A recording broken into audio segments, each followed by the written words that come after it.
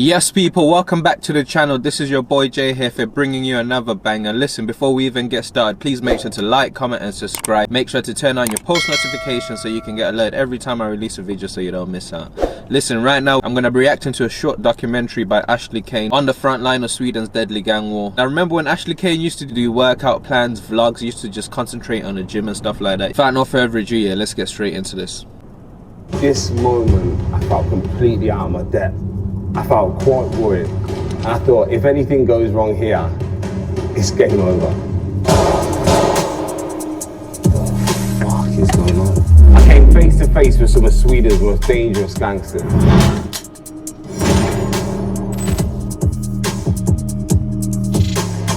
I'm on the way out to Sweden, and I'm flying, sit next to a Swedish international, and I'm sharing my opinions about Sweden, how I expect to see this nice place. Not really deep in the fact that it's the gun murder capital of Western Europe. Over the last day, I'm not even gonna lie, that's the same way I used to think, you know. I used to think like Sweden's nice, you know, like you're gonna go out there, do tourism, and you know, I didn't really think that the violence, bro, was like that. Straight back into it. Okay, this once chill country of almost 11 million people has developed a deadly reputation. Man just jumped out, started spraying, you know. Nah, listen, these men are ruthless, bro. How you run up in a gym, bro, and you just let off shots, bro? Like, that's crazy. Can't you just wait for the person to finish gym first and then, you know, you catch them outside or something, bro? Running up in a gym, bro, you can shoot anyone by mistake. Anything can go wrong, you know, them ones there. But yeah, straight back into it, man. We saw a change, I would believe, 2014, 2015, I would say.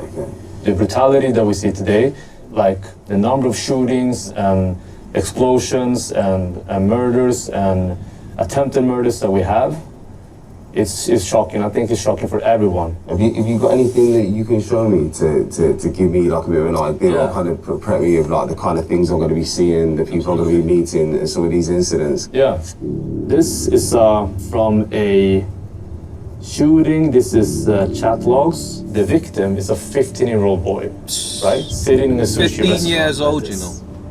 Yes, bro. Shoot him in the head, empty the mag, bro, till it ends.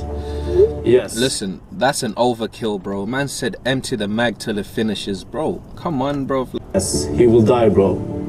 I will guarantee you 200,000 crowns if he dies.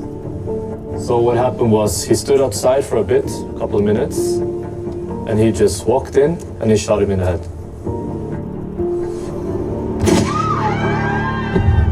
No way. When you see it in reality, it haunts you. When you see how these young men are talking about plotting and executing a murder so casually, it's something that lives with you for the rest of your life. I need to talk to somebody who's actually in a gang. First and foremost, is it easy to influence kids into that kind of life? You know, these guys are vulnerable. They haven't seen outside this ghetto. Unfortunately, we have a very dividing society here. It's a segregating country. Yeah. And influencing them is very, very easy. Money, clothes, weapons. Sometimes it's cars, you know. They need somebody to take care of them. Unfortunately, there is not so much research for those kids. From what I'm hearing, they find a kind of brotherhood being part of something. It seems that once you're in this life, it's hard to get out. Boom, we get a call, and we've got the opportunity to meet one of Sweden's baddest gangs. We weren't even allowed to know the location. Yet blindfolded, chucked in a car, not knowing where you're going for 20, 30 minutes.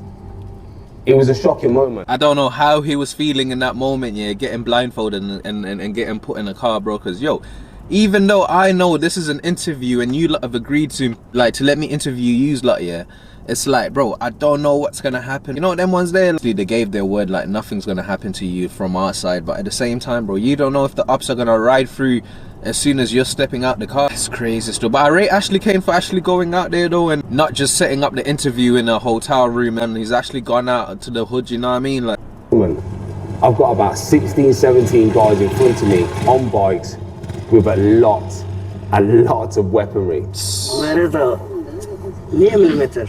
I'll be honest, this moment I felt completely out of my depth. vulnerable, you know. I know them ones. If anything goes wrong here, It's done. It's game over. Yo, are you guys able to tell me, you know, where these weapons come from? A lot of guns come from Balkan. They come from Albania, Serbia, Bosnia. There was a war there, and now there are more guns than people that live there. You know, you put a secret spot in a car. You put the gun in, and you drive. And I can show you this. This AK-47. You really want to fuck somebody up? We blow them up. If we can't... I thought that you lot told me that they don't really use explosions to kill people, they only just use them to scare them. Find them, we blow up their car. Psst. Do you ever feel guilty for some of the things that you've done? I don't have any regrets. Yeah? I did what I did because I had to. This is the life I was born to be in. You know, I believe that. Yeah, of course. It's the government's fault, you know. Yeah. They put a lot of immigrants in one area with no money. Of course they go to like crime. Yeah. Everybody wants to make money. That's if you true had a chance still. to move out of here, would you move out of here? That's every man's goal in our crew, to leave this country. I don't want to need to look behind my shoulder every day. I don't want people looking for me. That's why I want to look.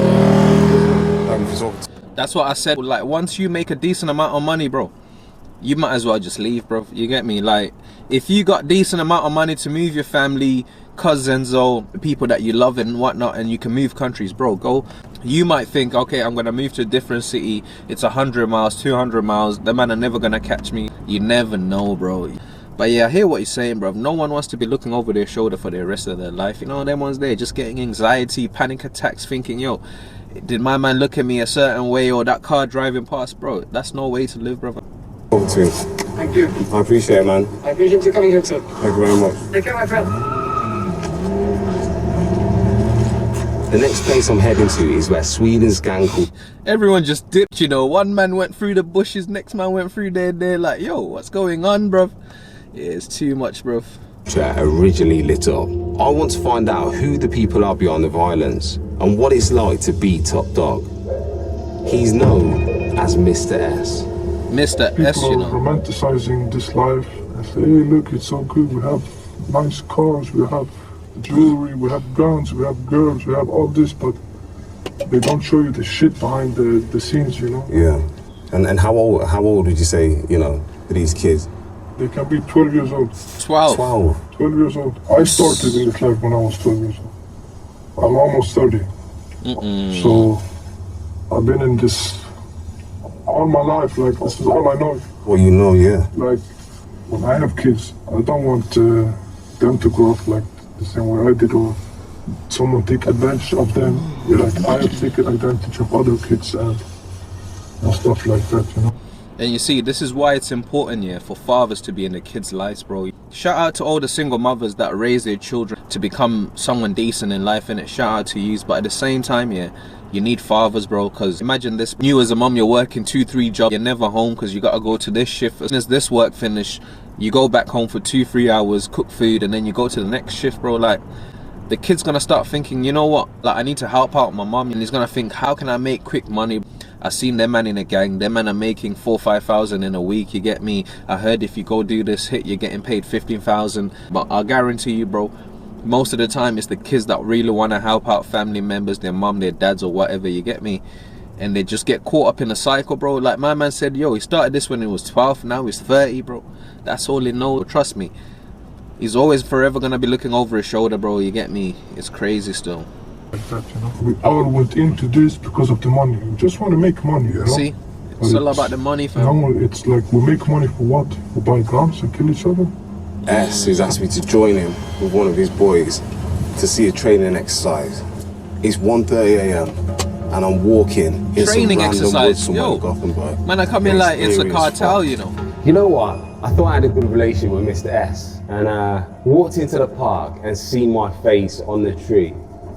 My face is what they were going to use for target. Nah. So I'm going to show you how we shoot. That man took the And, piss. I have a special target. Yo, I know you're sweating, bro. I know you're sweating still. I didn't know how to feel about that.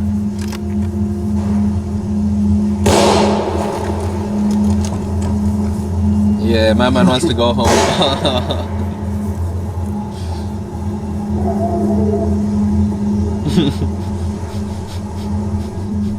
Speak.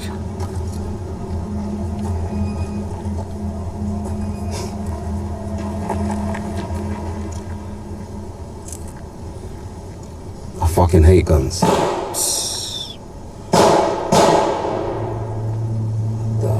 What is going on?